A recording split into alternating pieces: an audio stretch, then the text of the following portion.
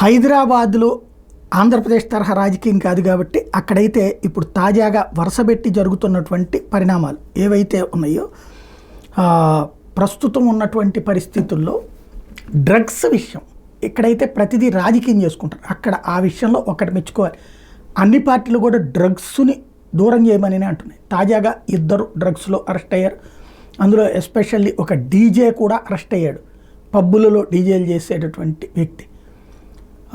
ఏదైతే ఇప్పుడు ప్రస్తుతం హైదరాబాద్ను కుదిపేస్తుంది ఏంటంటే డ్రగ్స్ అలవాటు పడ్డ వాళ్ళ సంఖ్య ఎంత, ఇందులో కాస్ట్లీ డ్రగ్స్ వాడుతున్న వాళ్ళు ఎంత, అట్లాగే నార్మల్ డ్రగ్స్ వాడుతున్న వాళ్ళు ఎంత, గంజాయి లాంటి వాటి నాటు వాడుతున్న వాళ్ళు ఎంత, ఇది తేల్చుకోవాలి ముందు.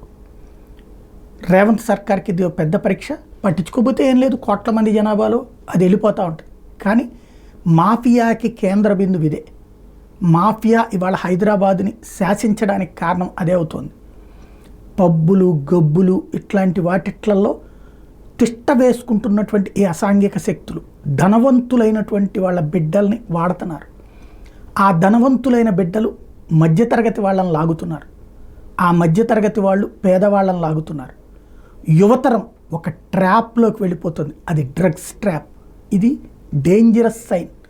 ఫ్యూచర్లో మరింత ప్రమాదకరమైనటువంటి వీళ్ళు ఇప్పుడు ప్రస్తుతం డ్రగ్స్ వాడకందారులు భవిష్యత్తులో అసాంఘిక శక్తులుగా తయారైపోతారు.